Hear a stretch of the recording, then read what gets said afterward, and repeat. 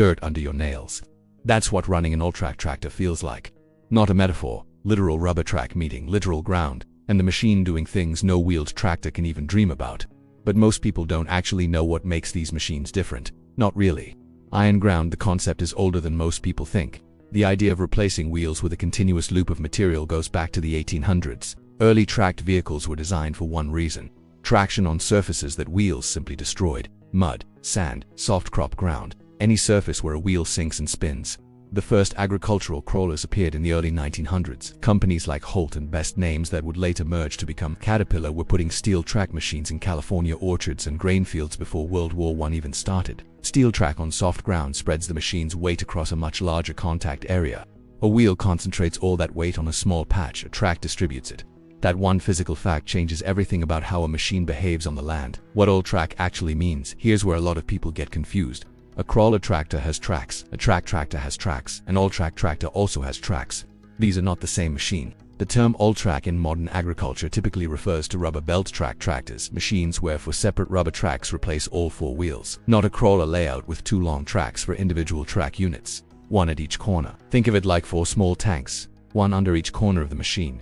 Each unit can pivot independently. The machine steers, turns, operates, and feels like a tractor, not a bulldozer. Companies like Challenger, Case IH, Fendt, and John Deere have all produced versions of this configuration.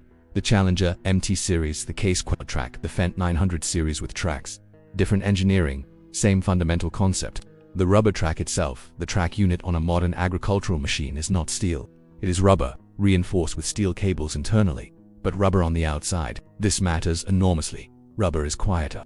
Rubber is gentler on the soil surface. Rubber can legally drive on a paved road without destroying it. Steel track on asphalt is a different story entirely. Each rubber track is a continuous loop running around a set of rollers, a drive sprocket at one end powered by the drivetrain, an idler wheel at the other end for tension, a series of road wheels or boogie wheels along the bottom, carrying the machine's weight. The track tension has to be maintained within a specific range. Too loose, and the track can derail.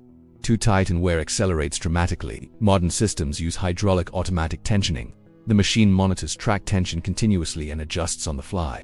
Earlier systems required manual adjustment, and forgetting to check it was a reliable way to have a bad day. Why farmers actually buy them? The performance argument for all-track machines comes down to three things: ground pressure, traction, and compaction. Ground pressure is the force per unit area the machine exerts on the soil. Lower is better. Soil compaction from heavy machinery is one of the most persistent and damaging problems in modern agriculture.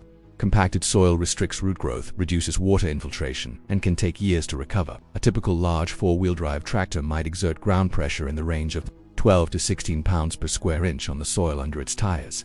A comparably sized all-track machine can drop that to 8 to 10 pounds per square inch, or even lower. That difference is not trivial. Over thousands of acres and many passes per year, the cumulative soil health impact is significant. Traction is the other side. More ground contact means more surface available to push against. On wet or marginal ground where a wheeled tractor would spin and slip, an all-track machine often keeps working. There is a practical cost threshold to clear though.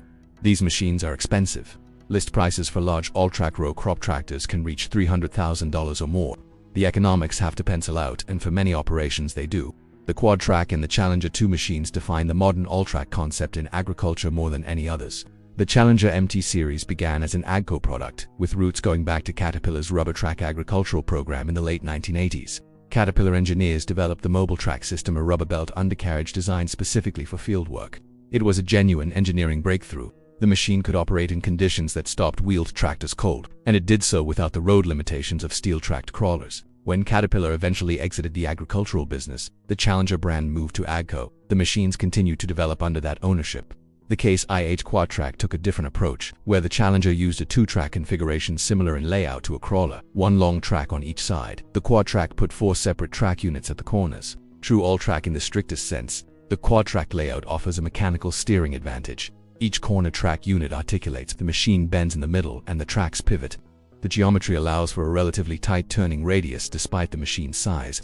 Both approaches have advocates. The two-track layout typically offers longer track contact length and potentially lower ground pressure. The four-track layout offers more flexibility in track unit design and potentially better maneuverability. What goes wrong? All-track machines are not without problems. The technology comes with specific failure modes and maintenance demands that are different from wheeled tractors.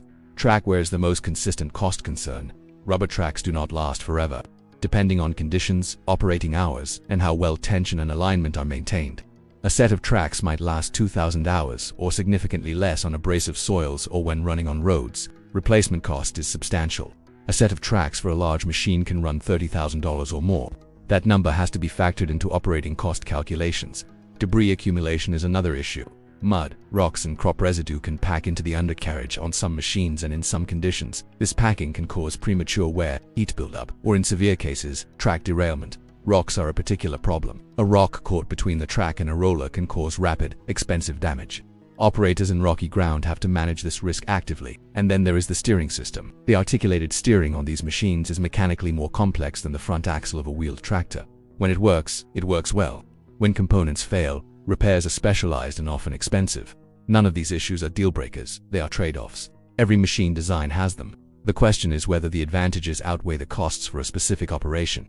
The numbers behind the decision. A large all-track machine pulling a wide toolbar in a single pass can cover significant ground efficiently. On a 12,000-acre grain farm running 12-hour days in a tight planting window, the ability to keep working in marginal conditions has real dollar value. University extension research and independent agronomic studies have consistently shown measurable yield benefits from reduced compaction over time. Some long-term studies show yield increases of 5 to 10% in heavily trafficked areas when compaction is reduced through controlled traffic farming or track machinery. Fuel consumption is another number that matters. Track machines, by maintaining more consistent traction without slip, can sometimes show better fuel efficiency per acre than wheeled tractors. Working comparable conditions, though, this varies significantly with soil type and operation. The resale market for well-maintained all-track tractors has historically been strong. These machines hold value reasonably well, which affects the total cost of ownership calculation. The farmer buying an all-track machine is not making a purchase based on one number. They are running a full economic model over years of operation and betting that the sum of the advantages, compaction reduction, traction improvement, potential yield benefit, exceeds the premium they paid on day one. Sometimes they are right, sometimes they are wrong. The margin for error on a decision this size is narrow.